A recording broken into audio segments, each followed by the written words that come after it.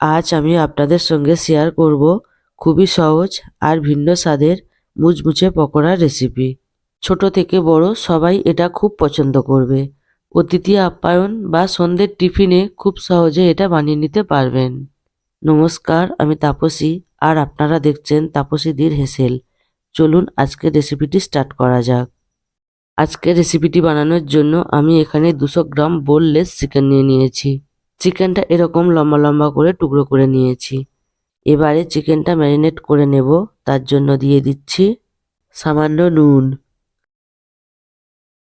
Half চা চামচ লঙ্কার গুঁড়ো, হাফ চা চামচ হলুদ, হাফ চা চামচ ধনে গুঁড়ো, হাফ চা চামচ গোলমরিচ গুঁড়ো, অল্প রসুন বাটা, অল্প আদা বাটা,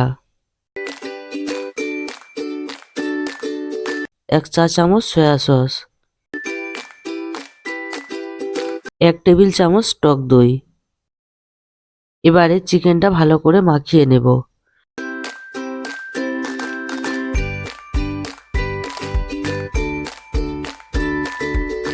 চিকেনটা ম্যারিনেট করা হয়ে গিয়েছে। এবারে চিকেনটা 15 থেকে 20 মিনিটের জন্য রেস্টে রেখে দেব। আজকের পকোড়াটা বানানোর জন্য আমাদের লাগছে পাউরুটি। এবারে পাউরুটির ধারগুলো কেটে নেব, কারণ রুটির ধারগুলো না কাটলে পকোড়াটা বানানোর সময় অসুবিধা হবে। আর চেষ্টা করবেন টাটকা পাউরুটি নেওয়ার, তাতে পকোড়াটা ভালো হবে।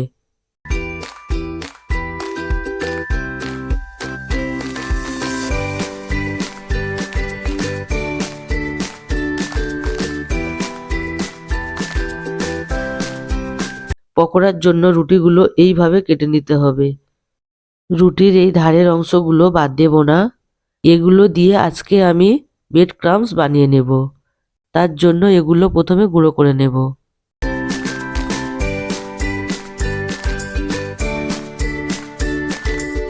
গুঁড়ো করা হয়ে গিয়েছে, তবে এখনো ব্রেড ক্রাম্বস হয়নি।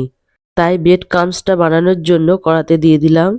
এবারে গ্যাসের ফ্লেমটা লো করে 1 মিনিট মতন নেড়েচেড়ে নেব। 1 মিনিট পর দেখুন এর কালারটা অনেকটা চেঞ্জ হয়ে গিয়েছে।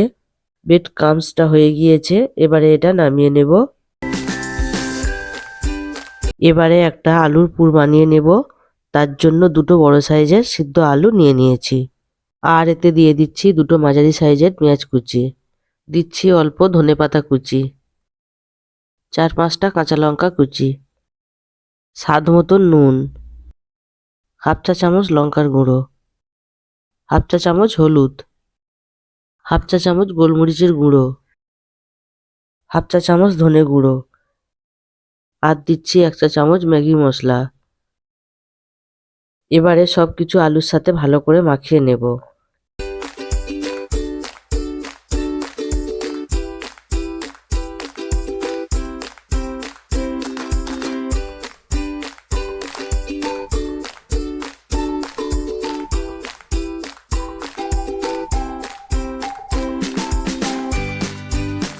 আলুর পুরটা হয়ে গিয়েছে।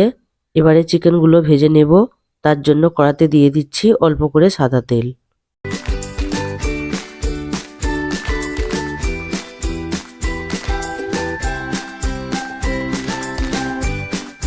তেল গরম হয়ে গিয়েছে। এবারে একে একে চিকেনগুলো দিয়ে দেব।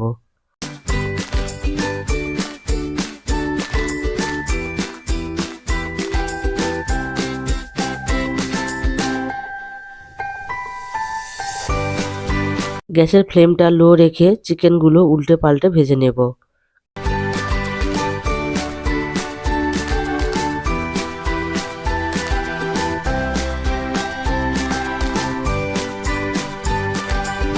চিকেনগুলো প্রায় 5 মিনিট মতন ভেজে নেওয়ার পর এতে দিয়ে দিচ্ছি লম্বা লম্বা করে কেটে রাখা ক্যাপসিকাম।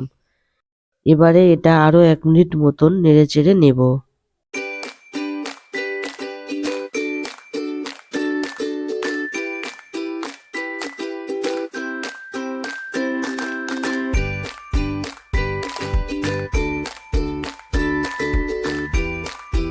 চিকেনটা হয়ে গিয়েছে। এবারে পকোড়াগুলো বানিয়ে নেব। তার জন্য একটা রুটি নিয়ে নিয়েছি। এবারে রুটিটা বেলে পাতলা করে নেব।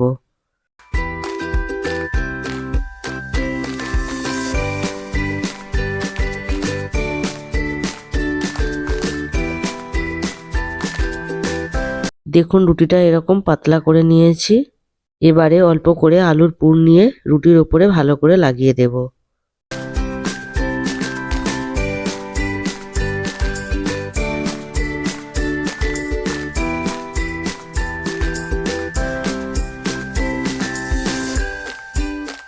রুটির ওপরে আলুর পুর লাগানো হয়ে গিয়েছে। এবারে এর ওপরে এক টুকরো চিকেন আর 2 টুকরো ক্যাপসিকাম দিয়ে রুটিটা মুড়ে নেব।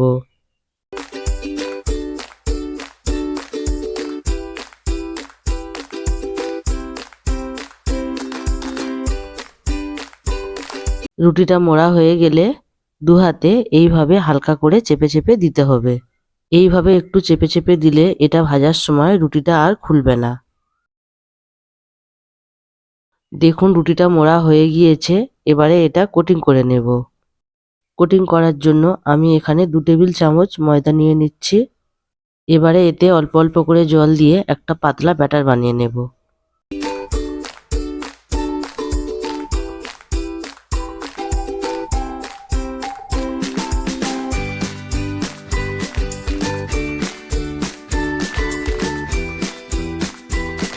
ময়দার ব্যাটারটা হয়ে গিয়েছে। এবারে একটা রুটির রোল নিয়ে ব্যাটারে ভালো করে ডুবিয়ে নিচ্ছি। আপনারা চাইলে ময়দার বদলে ডিমেও কোটিং করতে পারেন। এবারে এটা তুলে ব্রেড ক্রাম্বসের উপর দিয়ে দেব। এবারে এটা ভালো করে কোটিং করে নেব।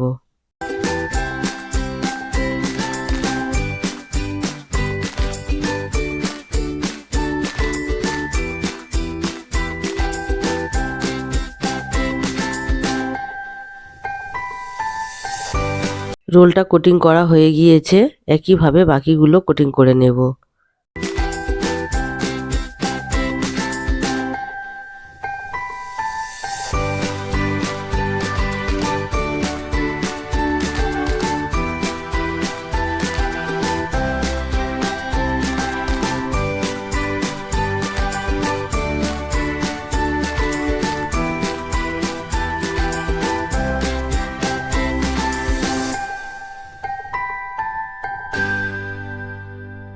সব রোলগুলো কোটিং করা হয়ে গিয়েছে। এবারে এগুলো ভেজে নেব। তার জন্য আগেই কড়াতে তেল গরম করতে দিয়েছিলাম। এবারে গ্যাসটা লো টু মিডিয়ামে রেখে রোলগুলো তেলে ছেড়ে দেব।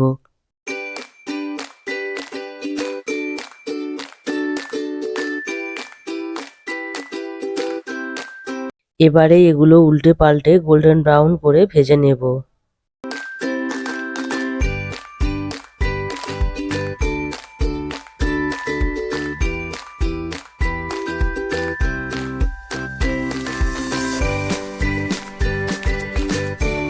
পকোড়াগুলো গোল্ডেন ব্রাউন কালার চলে এসেছে।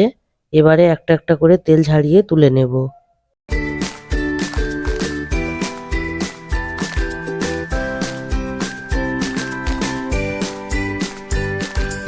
বাকিগুলো একইভাবে ভেজে নেব।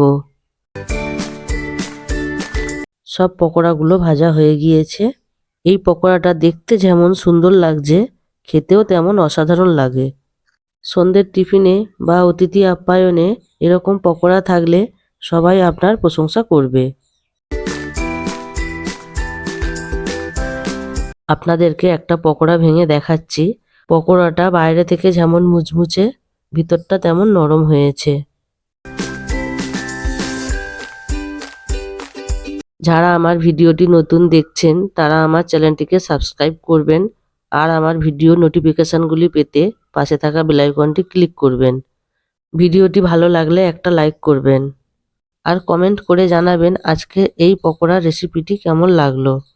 সবাই ভালো থাকবেন। দেখা হচ্ছে পরের ভিডিওতে।